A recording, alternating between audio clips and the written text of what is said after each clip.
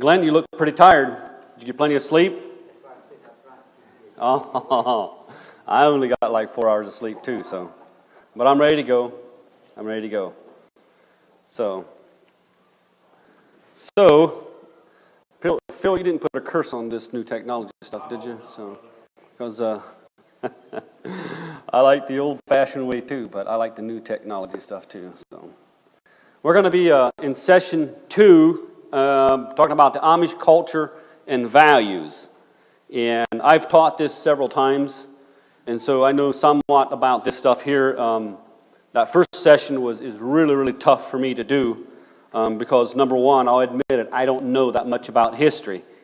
And so, because it's my fault, I don't read that much about it and all that. I wish I would, but don't get time to take the time to do it. So this session here I'm very familiar with, and it's a session that I can relate to and so much with that. So what we're going to do is we're going to go to about 12 o'clock. I know the time is on the schedule to be off at 12:15, but I'm going to try to cut it at 12 o'clock if I can, and then we're going to eat lunch and just fellowship. We got food out there. I know some of them probably has to leave after a while. Then after lunch, they're going to play music out here, and that's the cue to get out here to get ready to go, and we're going to have a little bit of preaching. And Glenn Yoder from Missouri, the great state of Show Me State, right? Show Me State. He's out there in Cahokia, Missouri. Preaches at Bible Baptist Church, independent, fundamental Baptist church. And he's the one that took Polly in. Him and Ida took Polly, and they've been such a great blessing to us. But I'll give you a little bit more of that in the introduction when I bring them up here. So we're going to get into session 2 on culture and the values of the Amish. Birth. Early childhood happens. This is the early childhood.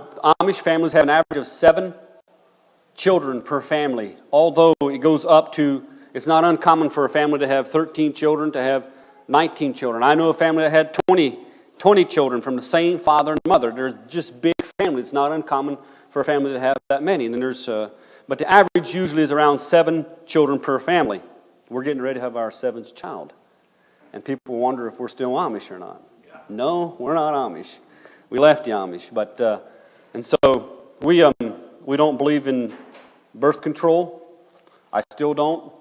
And the Amish, that's one thing too. They don't believe in birth control either. Children are often born at home in the Amish families and in birthing centers for the following reasons, such as midwives, stuff like that. I know my mom had me in a hospital in Hicksville, Ohio, and then she had 11 more children. They were all in a birthing center, which was just at a midwife's facility. So mom had him away from home at a birthing center. And the youngest one, Amos, he just turned 16 in July. He was born in a hospital as well. So the firstborn and the youngest were born in a hospital in my family. So it's not uncommon for them to have home birth or to have it in birthing centers. They do not carry medical insurance. Since most have 7 to 16 children, hospital bills can be quite expensive. So they don't have insurance, so getting quite expensive for that. But you know, today, I know that today, I come from a sect of Amish people that they didn't have insurance, but there's many sects of Amish people, communities that have insurance, and it's a nationwide sort of insurance that the Amish hold within themselves. I just talked to my cousins about a month ago down in Owensville, Kentucky. Their barn burned down last year. Well, they had insurance, which shocked me. Well, it was Amish aid insurance. It's insurance amongst the Amish to have insurance, which I think is a pretty good thing. And then comfort. The reason they have birth at home is for comfort. The home environment offers more comfortable and flexibility, and I can vouch for that too, because our first 3 were born in a hospital, and you're so much under pressure, and you're a number at a hospital. And so our last 3 and our 4th one, last 3 and then the 7th one is going to be born at home. And so it's so much more relaxing. That's why they did it too. That's one reason, is for comfort. And then the Amish is also for care. Amish lean more towards midwives and doctors who are used to helping them and better understand Amish culture than nurses and doctors in stressful and routine hospital settings. So those are 3 reasons mostly why they have, is cost, comfort, and care that they have. And pregnancies and where babies come from are in most cases only discussed between the adults. The father and the mother usually discuss about the babies or to their married siblings. They don't discuss it with their children. For example, Polly, she never knew which end the baby comes out, just to be quite frank with you on that, until I married her, and I had to teach her from what I knew, because she didn't know how it goes about even to make a baby. And so the Amish young girls are not taught how that takes place and how God created that, and how beautiful that is. And so, and the sad part of it is, my wife's mother was a midwife. Polly's mom was a midwife, and Polly didn't know nothing, and she was 27 years old when she married me. And Glenn is still unhappy about that. But anyways, Glenn married us, and Polly lived with Glenn's, and Glenn's adopted her as her daughter, pretty much, their daughter. But anyways, when the young children turn 5 years old, they begin to give work responsibilities such as carrying out firewood, mowing grass, and helping with the farm chores. And that's exactly right. I was 7 years old when I was scraping out hog pens with 40 hogs in the pen, 7 years old, with my 5-year-old brother shoving us and putting us down in 2 inches of manure. 2 inches of manure. And we had to scrape these floors were sloped, and we had to scrape this all out and everything. We were taught work at a young age. I had back problems at 8 years old because I was carrying 2 5-gallon buckets of slop to the hogs. And I had back problems at a young age because we were taught to work. I remember milking my cow for the first time. I was 7 years old. Remember it as clear as day when I went out to milk at 7 years old. And we got a cow right now, and she's going to be fresh any time. And Rebecca's going to be 7 this week. So I'm thinking about that. But anyways, Amish schooling. Amish schoolhouse is typically one large open classroom with a basement to a house to house a furnace and firewood.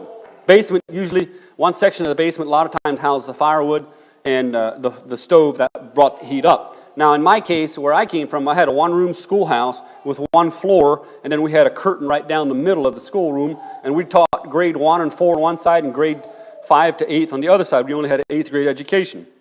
That was the school setting in that. In the classroom of children is split in 2 sections, like 1 through 4th grade and 5 to 8th, like I explained. In some cases, Amish send their children to public schools for various reasons.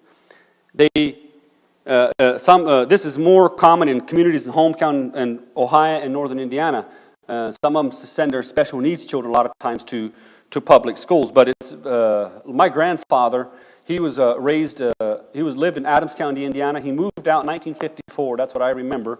But before he was 15 years old, so he went to an English school. This is kind of before the Amish became parochial schools and before they came separate. So they went to English schools a lot of time. But later on, I don't know if it's in this session or the session tomorrow, I'll explain a little bit how the school separated from the Amish. But in some cases, Amish send their kids to public schools. I shared that. And some Amish homeschool their children. Some Amish homeschool children. Education, we got community involvement. Oftentimes, an Amish farmer in the community will allow the schoolhouse to be built on the property without charge. My uncle, for example, he had several acres, and so he lotted off like 2 acres, and he sold it. He didn't really charge anything to the community, to the church, and we fenced it off, and we built a schoolhouse on it. And that's the way it is in most Amish settlements like that. The community pays for and maintains the cost for the schoolhouse, and so each family is charged for school bills. They got a school bill, and they got to have to pay for the teacher. Then you got education. Students start school at the age of 6 and graduate with equivalent of about 5th grade education. I know when I left the Amish, I went to do GED classes, and so I only had an 8th grade education. I graduated school right when I turned 15, and I know when I went to do GED class after I left the Amish, I wanted to get my GED. I didn't finish it. I didn't get it, but I know they graded me. They graded me on my equivalent of education. I don't know what you would say, but on some subjects I had as much as 9th grade education, and some I had as much as 5th grade education. I forget what my 5th grade education was, but that's how they gauged me to see what I needed to finish my GED.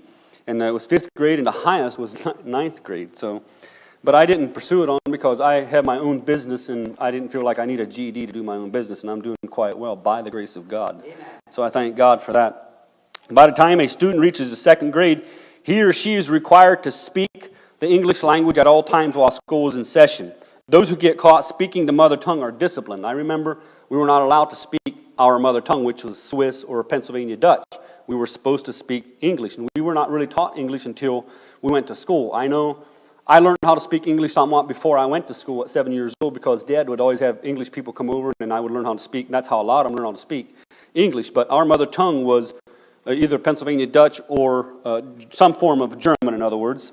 Student lessons are graded with a letter grade of A, B, C, or F. Too many Fs in a school year will fail the student and require the student to take the same grade a second time. I remember if you got 5 Fs, you flunked, you went down to the next grade the next year. It was just that simple. So we worked hard not to get an F, and some of them didn't work hard. I know that I had several kids in my grade that had flunked twice and were in my grade and went down below me. So that happens all the time. It's not, the education is not so like it is today in the public. Of course, I don't like the way the public teaches. They teach weird stuff anyways, but in today's age, the way we teach in the homeschooling, the biblical way of homeschooling, like for example, our Rebecca and our Malachi and Rebecca has been getting up with me every morning for the last 2 months before I go to work. She makes sure to get up. I don't wake her up. She gets up. She's not even 7 yet. She'll be 7 the 7th of this month. She gets up every morning with me and she reads the Bible with me very clearly. She knows how to read. She knew how to read when she was 4 years old because we kept materials in front of her. Malachi, he wants to now get up, and he wants to do it. So he's been starting to do it now the last week, and it's just amazing to listen to them read. And I'm trying to think what word did he use. It started with an EX in the Bible, and he related it to an excavator. There's no excavator in the Bible, but he said excavator, and he went on reading. But it's so interesting to do. I don't criticize him. I just say, no, this is what it says, and I just be patient with him, let him read. But I can't explain to you the joy that it puts inside of me to listen to my children read. It just excites me to listen to them read. I love it. And then when the education differences between them and what we are putting before them is amazing at the level that they know. And that's the way it is with a lot of Bible-believing families that have children. And the reason I'm saying this is last year we went to an Amish auction just down the road from us, and my family was there. Matter of fact, my nieces and nephews were there that were same age as my children. And they are same age as Rebecca and Malachi. But you could tell the biggest difference. They're not taught what my children taught. They acted like 3-year-olds. They acted like 3-year-olds. It was just amazing. I seen it firsthand. It was just amazing. And so they don't send their children to school till they're about 6 or 7 years old. The Amish school day is divided into periods covering the various subjects such as lunch, 2 recess periods for, covering various subjects. Then they have lunch for recess, and 2 recesses periods for playing outside games such as volleyball and kick can, goose, Andy over, and all that stuff. The school usually averages from 15 to 40 students. Usually when it got to 30 or more, they would split the room and make it so it's two rooms and 2 teachers. 2 reasons for 8th grade education. And then also teachers, I didn't share about the teachers. One teacher typically handles all 8th grades. Sometimes she is provided with an assistant. And in most cases, the teacher is a female and single, sometimes just having graduated from the school that year. I know I had 8 sisters, and every one of my sisters taught school. Right after they got out of school, they taught school. They only had an 8th grade education, so they just taught school. And every one of them taught. 8 sisters taught. A teacher is selected for showing good and moral character, Christian values, and for having an interest in teaching. And some of my sisters had interest, and some of them didn't. On a rare occasion, a new community might hire a non-Amish teacher until they have one of their own to take over. And I know a lady that goes to church in Community Baptist Church in Lapeer, Cross. Man, I can't think of the name of that town up in Michigan. Lady that goes up to a Baptist church up there. We did a conference up there one time. She's an older lady, and she taught in an Amish school. And she was English, and she was a Bible believer. She taught in an Amish school. Until they heard that she shared the gospel with some of the children, she got kicked out. But 2 reasons for 8th grade education is, number 1 reason is practicality. Amish believe that 8 years of classroom training provides a child with enough schooling to survive and make a decent living in the Amish career. Now, I don't know who all has heard about this, but in 1972, it was the state of Wisconsin versus Yoder. I don't know that much history about it, but I know the public wanted to get those Amish to go to the public school. And so it went all the way to the Supreme Court. Am I not right about that, Glenn? It went all the way to the Supreme Court about this. And they finally ruled it out that the Amish could have their own schools. And so the public wanted them to get 12th grade education, and the Amish believed they only needed 8 years of education. Amish recognize that they and the world as a whole need doctors, bankers, law enforcement, and other professionals that college and universities produce. However, they do not need They do not see a need for such learning and career aspiration in their own culture. I know growing up, I often played cops and robbers when I was a child, and I always made a wooden CB out of a piece of wood, block of wood, and a wooden gun. I always desired to be a cop. I always loved law enforcement. I always desired to be a cop. I never figured I could be a cop. But because it was like, the Amish don't do that. You only do farming, carpentry, homemaking, or whatever. That's just a few things that you do. You don't even think about being a cop. But I remember doing that. But I had the privilege after I left to run for sheriff in our county. So that was interesting in itself, even though I lost, but it was still interesting in itself. And reason number 2 is religion. The Amish feel higher education can lead a person away from their religious upbringing and the community. And I can go on and on, sharing testimony upon testimony on how the Amish, when they leave, you get accused of knowing too much about the Bible. How can you know too much about the Bible? But because you read the Bible and understand the Bible, and the Amish get saved and they understand and they find freedom in the Word of God, then they say that's too much Bible. It's too much learning of the Bible is what they say. And then religion is not offered or taught in school. Religious teaching is typically left as a matter for the church and the home. So when you're Amish, we separated God and work. As today, as believers, everything's one, right? Everything is from God. In other words, what I mean by that is, I thank God that I have work. I am blessed that I have work. But the Amish separated that. On Sundays, it was God. Monday, Tuesday, Wednesday, Thursday, and Friday, and Saturday was just work and was just worldly. It was like they didn't really appreciate that they had to work on Sunday, or to work and all that stuff. Whereas today, if it wouldn't be for God, I wouldn't have nothing. If it wouldn't be for God, if it wouldn't be for what Christ Jesus did, I wouldn't have anything. And so that's what they felt like at that time. It's offered, and then it's not taught. Our doctrine is necessarily not taught in school. What we're taught in school is how to speak German, how to read German. We spoke Swiss, we spoke Pennsylvania Dutch, but we had to learn how to read German. That's the only thing that we were taught. And the only thing I really knew about the Bible before I got saved is I knew, and this is weird, that in Corinthians chapter 13 is the love chapter. Is it 2nd or 1 Corinthians? 2 Corinthians chapter 13 is the love chapter.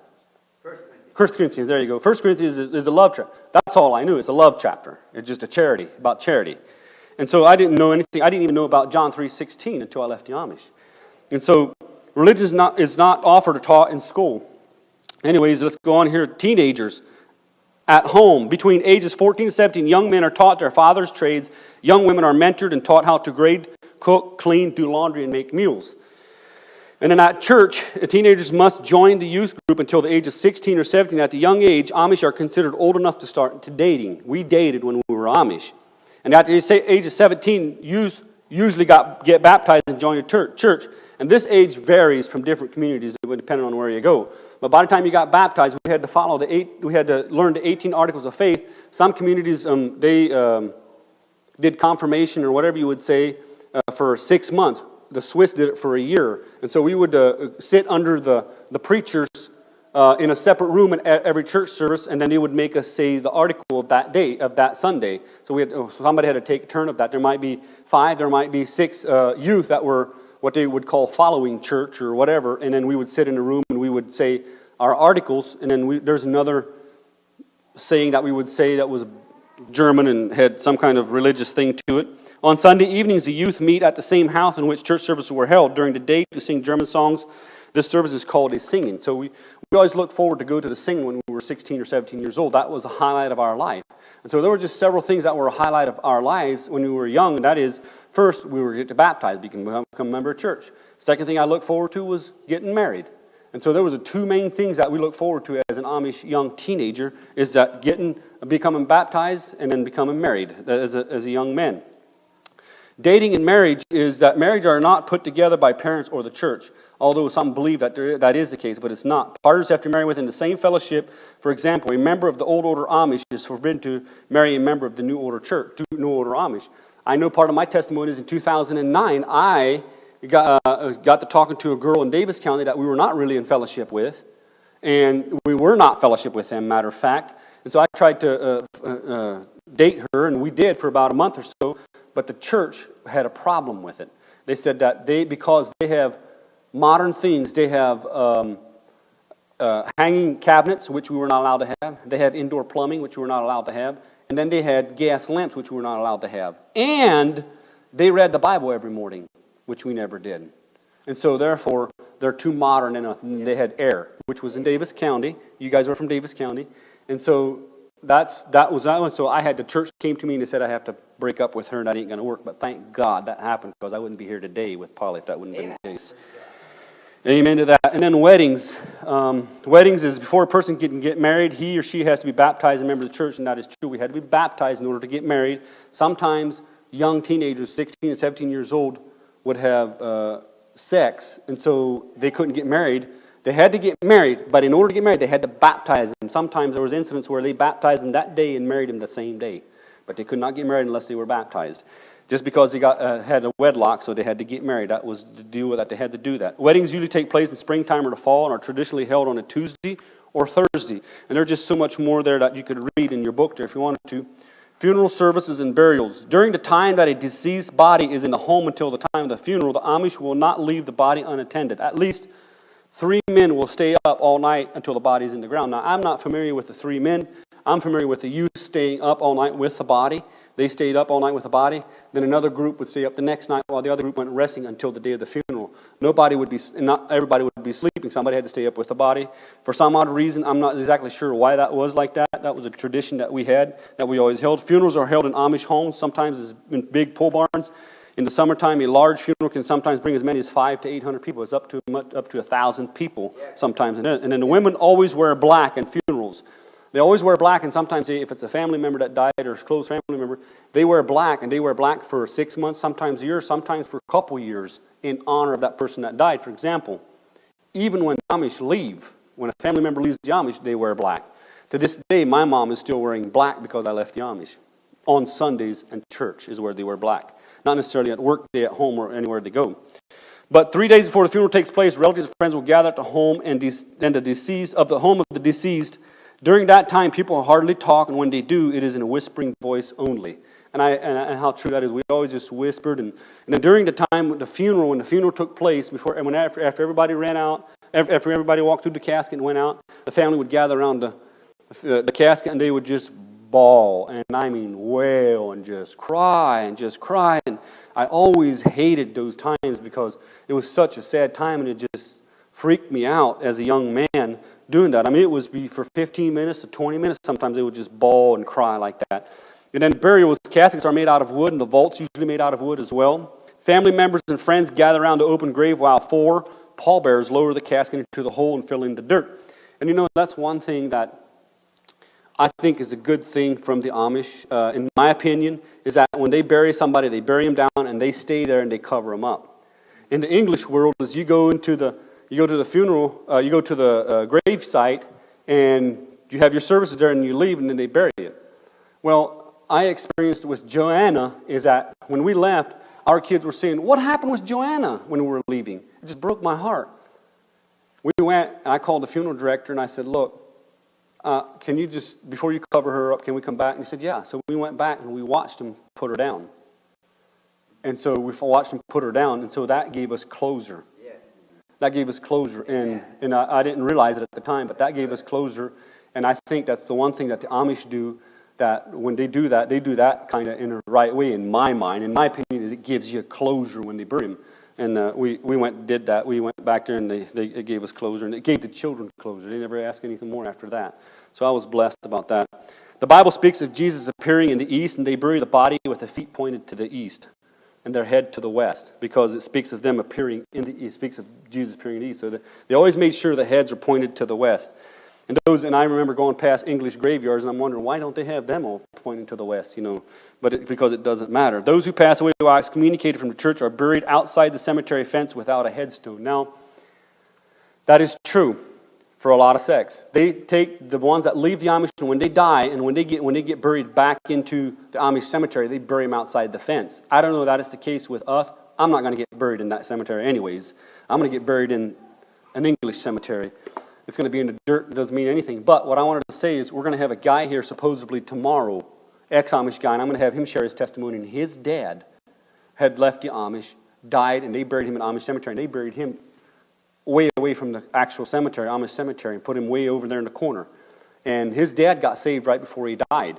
And so this guy got saved too, radically changed. And his name's Eli Yoder, so I'm hoping he's going to be here tomorrow. I thought he was going to be here today, but I'm going to have him share that story as well because it's real. The burial sites is the Amish have their own cemeteries, usually located in an open corn or hayfield. A short distance from the main road, the area of the cemetery is donated by the Amish farmer, usually is what happens. Now we're going to get into mentorship here. Yeah, this glitch thing is not working again.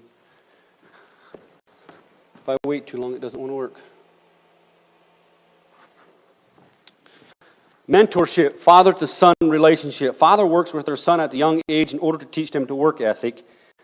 Fathers teach sons their work trade.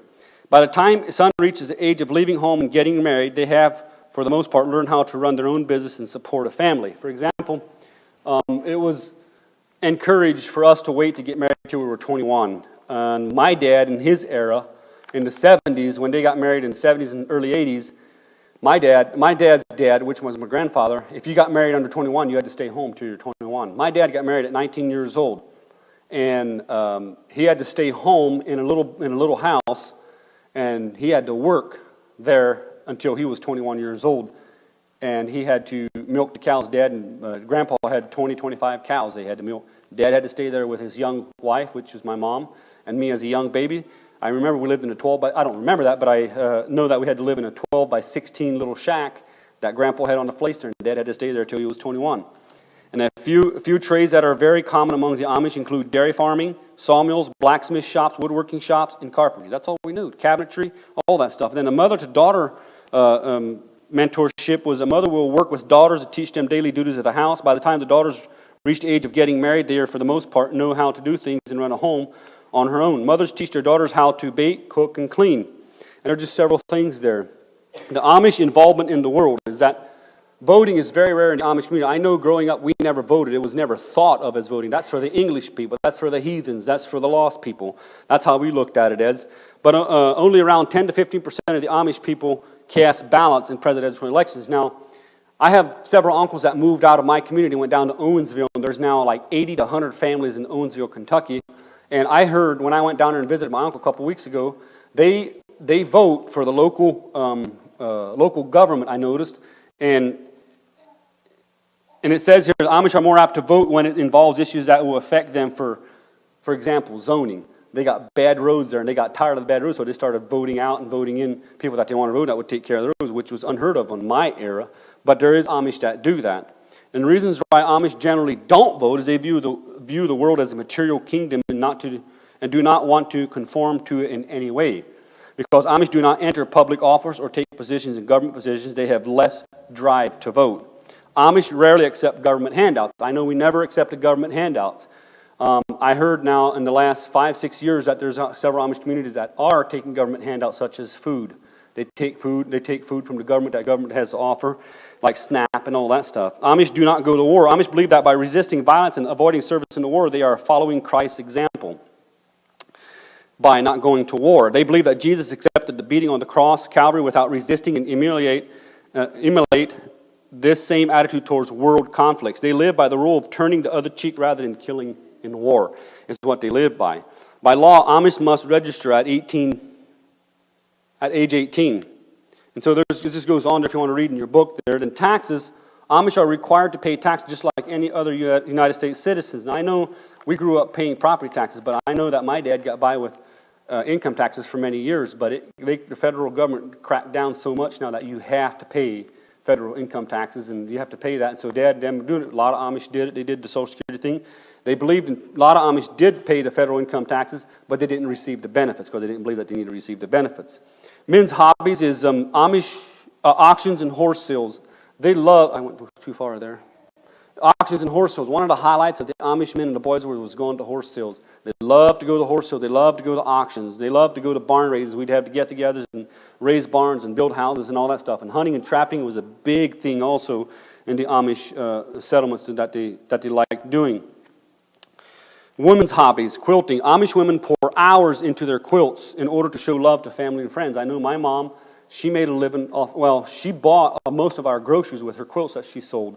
She always bought and sold quilts, made quilts and sold it my whole life. That's all I remember is her doing quilts. And sometimes they would get together, the women would get together and they would have quiltings and and all that stuff. And then one of the things that the women would get together too is noodle making. They like noodle making or some sort of baking or whatever. They'd get together all the time for that. And then cleaning. Whoever would have church at their house the week before that, the family would usually go. Like, for example, my aunt, if she would have church, if they're going to have church one Sunday, the Sunday before that, my mom and her girls, my sisters would go there and they would just clean the whole house, inside and out, get everything ready for church. They would call that rish for church or whatever, get ready for church.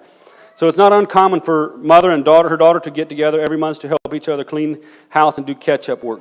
These gatherings are called gluckings or cluckings or whatever that means.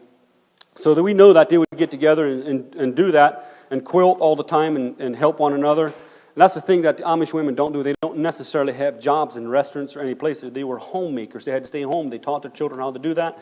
And I know that when I married Polly, is that we had that freedom now. She could have had a job if she wanted to. And she said that she would if she wanted. She says, no, babe, we're not. As long as I can work and God blesses us work, you can stay home and you can be with the children. And then that's her place. And she said, that's fine. That's what I'll do. And you know what? God has blessed it. Amen. God has blessed it without a shadow of a doubt. God has blessed it. There's just some myth about the Amish. The Amish, and the questions that we get asked all the time. The Amish Mafia, is it a real organization? Yes, I was the head of it. No, I'm just kidding. But anyways, most of the stars on the television shows about Amish Mafia are from an Amish background. Thus, they know and understand the culture, how to act out their past lifestyle under the setting they are instructed to do so under. Before there was even an Amish Mafia TV show, I was going around and telling people before I left the Amish that I'm part of the Amish Mafia. Soon after I left, I heard about the Amish Mafia show. I didn't even know that. So they took my show and made money off of my show. But anyways, myth number 2, Amish don't pay taxes, they say. Amish don't pay taxes. We've heard when we moved in here that we brought money in by the suitcases on the trains. This is what we were been told by the English people around here, that we came in with trains with suitcases of money in it. I wish that were true because I probably wouldn't be here. No, I'm just kidding. I wish it wouldn't be true. It's not all about money. But anyways, Rumspringa, the third myth is Rumspringa is the age when parents encourage their children to go into the world and sow their wild oats, and then when done, come back and settle down. Now, I don't know who all has heard about Rumspringa. The translation of Rumspringa is running around, simply running around. And the TV industry has taken that and has made that Rumspringa such a word that it's a bad thing to do. Bad thing to do. So I got asked so many times when I was Amish, so are you Rumspringa? Do you ever do that Rumspringa thing? So what are you talking about, Rumspringa? And it's like, and because it was on TV, and so I said no, because we were taught that. And there was a community up in Ohio and in Indiana. They would let their children leave the Amish, go out and drive, and they would do the drugs, and they would come back. And so they would accept them to come back. They were so, I don't know what word to use, but they were okay with it at that point. We never were. We never were okay with that. The Swiss, the old order Amish, they never were allowed to do that. We never were allowed to do that, and it was not even thought of doing that. Are Amish marriages, are they arranged? Do we get asked? No.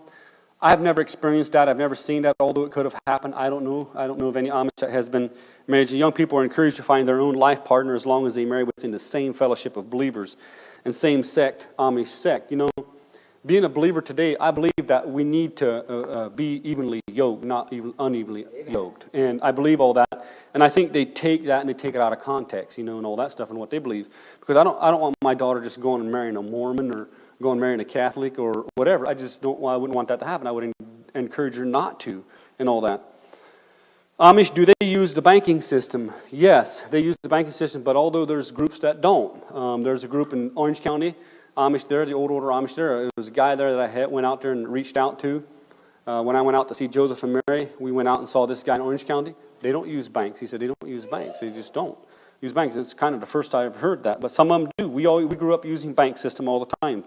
We had to use it, or else we wouldn't have been able to get by necessarily. They barely get by. Then myth number 6 is the Amish are slowly dying out and becoming extinct. No, they aren't. They're not slowly dying out and becoming extinct. On an average of 80 to 90% of teens choose to be baptized and remain in the Amish life. In addition, because of large family sizes, their population decreases on a consistent basis. And you saw me earlier in the earlier presentation that it doubles every 20 years.